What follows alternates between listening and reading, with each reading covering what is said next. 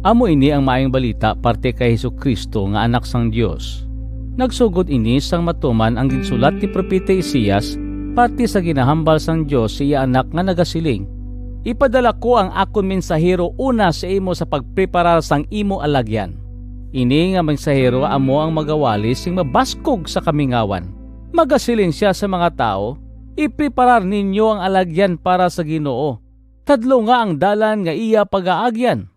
Kag natuman ini sang pag-abot ni Juan nga manugbautiso didto sa kamingawan. Madamo gid nga mga tao ang nagkadto sa iya halin sa Jerusalem kag sa bug-os nga probinsya sang Judea. Hinulsuli kag bayain ninyo ang inyo mga sala kag magpabautismo kamo agod patawaron kamo sang Dios. Gintuad nila ang ilang mga sala kag gibautisohan sila ni Juan sa suba sang Jordan. Ang bayo ni Juan hinimo halin sa bulbol sang kamelyo kag ang iya paha panit. Ang iya ginakaon apan kag dugos. Amo ini ang iyang ginapahibalo.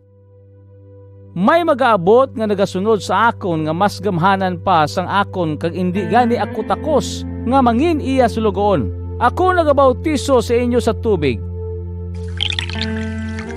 pero siya magabautiso sa inyo sa Espiritu Santo.